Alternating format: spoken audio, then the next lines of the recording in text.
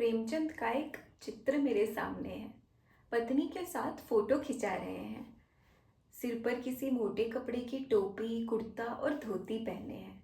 कनपट्टी चिपकी है, गालों की हड्डियां उभर आई हैं, पर घनी मूछें चेहरे को भरा भरा बतलाती हैं। पाँव में कैनवस के जूते हैं, जिनके बंद बेतरतीब बंधे हैं। लापरवाही से उपयोग करने पर बंद के सिरों पर की लोहे की पतरी निकल जाती है, जिससे बंद को छेदों में डालने में परेशानी होती है। तब बंद कैसे भी कस लिए जाते हैं। दाएं पांव का जूता ठीक है, मगर बाएं जूते में बड़ा छेद हो गया है, जिससे अंगुली बाहर निकल आई है। मेरी दृष्टि इस जूते पर अटक गई है। मैं सोचता हूँ, अगर फोटो खिंचाने की यह पोशाक है तो पहनने की कैसी होगी? नहीं, इस आदमी की अलग अलग पोशाकें नहीं होंगी। यह जैसा है वैसा ही फोटो में खिंच जाता है। इसमें पोशाकें बदलने का गुण नहीं है। मैं चेहरे की तरफ देखता हूँ। क्या तुम्हें मालूम है मेरे साहित्यिक पुरखे कि तुम्हारा जूता फट गया है और अंगुली बाहर निकल आई है? क्या तुम्हें इसका जरा एहसास नहीं है? जरा लज्जा, संकोच या झेप नहीं है? क्या तुम इतना भी नहीं जानते कि धोती को थोड़ा नीचे खींच लेने से अंगुली ढक सकती है? मगर फिर भी तुम्हारे चेहरे पर बड़ा विश्वास, बड़ी बेपरवाही है। फोटोग्राफर ने जब रेडी प्लीज कहा होगा, तब परंपरा के अनुसार तुमने मुस्कान लाने की कोशिश की होगी। दर्द के गहरे कुएं के तल में पड़ी कहीं मुस्कान को खींचकर ऊपर निकाल रहे होगे कि फोटोग्राफर ने क्लिक करके थैंक यू कह दिया होगा। बड़ी विचित्र है यह मुस्कान। यह मुस्कान नहीं, इसमें उपहास है, व्यंग्य है। ये कैसा आदमी है जो खुद तो फटे जूते पहने फोटो खिंचा रहा है, पर किसी पर हंस भी रहा है? फोटो ही खिंचाना था तो ठीक जूते पहन लेते या ना खिंचाते। फोटो ना खिंचाने से क्या बिगड़ता था? शायद पत्नी का आग्रह रहा हो और तुम अच्छा चल भई कहकर बैठ गए होगे। मगर यह कितनी बड़ी ट्रेजेडी है कि आदमी के पास फोटो खिंचाने के लिए भी जूता ना हो। मैं तुम्हारी यह फोटो देखते देखते तुम्हारे कलेश को अपने भीतर महसूस करके जैसे रो पड़ना चाहता हूँ, पर तुम्हारी आंखों का यह तीखा दर्द भरा व्यंग्य मुझे एकदम रोक देता है। तुम फोटो का महत्व नहीं समझते। समझते होते तो फोटो खिंचाने के लिए किसी से जूते मांग लेते। अरे लोग तो मांगे के कोट से वर दिखाई करते हैं, मांगे की मोटर से बारात निकालते हैं। फोटो खिंचाने के लिए तो बीवी तक मांग ली जाती है, और तुमसे जूते ही मांगते ना बने। तुम फोटो का महत्व नहीं जानते। लोग तो इत्र चुपड़ कर फोटो खिंचाते हैं जिससे फोटो में खुशबू आ जाए। गंदे से गंदे आदमी की फोटो भी खुशबू देती है।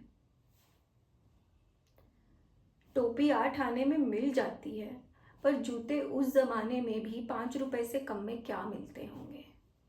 जूता हमेशा टोपी से ज्यादा कीमती रहा है। अब तो जूते की कीमत और भी बढ़ गई है। एक एक जूते पर 2500 टोपियां नौछावर होती हैं। शायद तुम भी टोपी और जूते के इस अनुपातिक मूल्य के मारे हुए थे। यह विडंबना इतनी तीव्रता से मुझे पहले कभी नहीं चुभी जितनी आज चुभ रही है जब मैं तुम्हारा फटा जूता देख रहा हूं। तुम महान कथाकार, उपन्यास सम्राट, युग प्रवर्तक, जाने क्या क्या कहलाते थे, पर फोटो में भी तुम्हारा जूता फटा हुआ है। मेरा जूता भी कोई अच्छा नहीं है। यूं ऊपर से अच्छा दिखता है, अंगुली बाहर नहीं निकलती, पर अंगूठे के नीचे का तला फट गया है, जिससे अंगूठा जमीन पर घिसता है और पैनी मिट्टी पर कभी रगड़ खाकर लहूलुहान भी हो जाता है। पूरा पंजा छिल जाएगा, पूरा तला गिर जाएगा, पर अंगुली बाहर नहीं दिखेगी। तुम्हारी अंगुली दिखती है, पर पाँव सुरक्षित है। मेरी अंगुली ढकी है पर पंजा नीचे घिस रहा है। तुम पर्दे का महत्व ही नहीं जानते। हम पर्दे पर कुर्बान हो रहे हैं। तुम फटा जूता बड़े ठाट से पहने हो। मैं ऐसे नहीं पहन सकता, चाहे कोई जीवनी बिना फोटो के ही छाप दे। तुम्हारी यह व्यंग्य मुस्कान मेरे हौसले पस्त कर देती है। कौन सी मुस्कान है यह? क्या मतलब है इसका? क्या होरी का गोदान हो गया? क्या पूस की रात में नील गाय हल्कों का खेत चर गई? क्या सुजान भगत का लड़का मर गया क्योंकि डॉक्टर क्लब छोड़कर नहीं आ सकते? नहीं, मुझे लगता है माधो औरत के कफन के चंदे के पैसे की शराब पी गया। वही मुस्कान मालूम होती है। मैं तुम्हारा फटा जूता फिर देखता हूँ। कैसे फट गया यह मेरी जनता के लेखक? क्या बहुत चक्कर काटते रहे? क्या बनिए के तगादे से बचने के लिए मील दो मील का चक्कर लगाकर घर लौटते रहे? चक्कर लगाने से जूता फटता नहीं, घिस जाता है। फिर तुम्हारा जूता कैसे फट गया? कुंभन दास का जूता भी फतेहपुर सिकरी आने जाने में घिस गया था। उसे बड़ा पछतावा।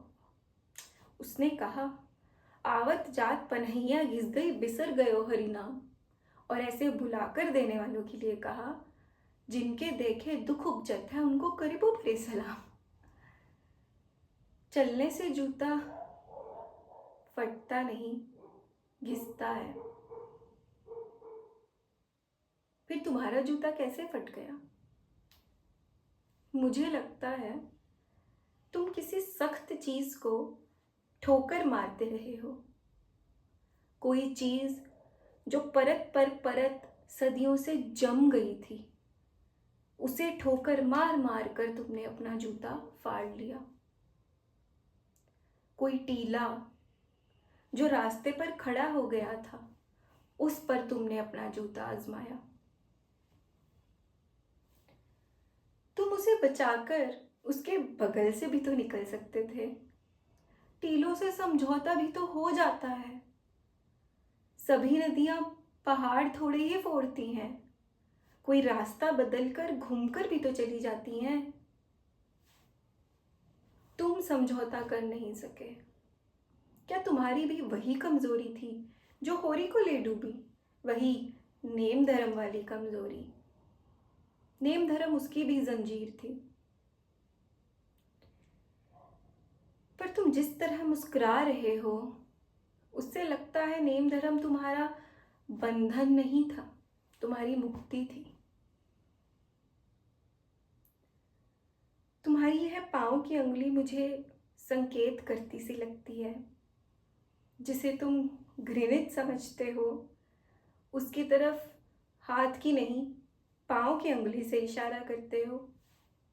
मैं समझता हूँ। मैं तुम्हारी उंगली का इशारा समझता हूँ। यह व्यंग्य मुस्कान समझता हूँ। तुम मुझ पर या उन सभी पर हंस रहे हो जो अंगुली बचाए और तलुआ घिसाए चल रहे हैं, जो टीलों को बरकाकर बाजू से निकल रहे हैं। तुम कह रहे हो, मैंने तो ठोकर मार मार कर जूता फाड़ लिया, अंगुली बाहर निकल आई पर पाँव बच रहा और मैं चलता रहा। पर तुम अंगुली को ढांकने की चिंता में तलुए का नाश कर रहे हो। तुम चलोगे कैसे? मैं समझता हूँ। तुम्हारे फटे जूते की बात समझता हूँ। तुम्हारी अंगुली का इशारा समझता हूँ और यह व्यंग्य मुस्कान समझता हूँ।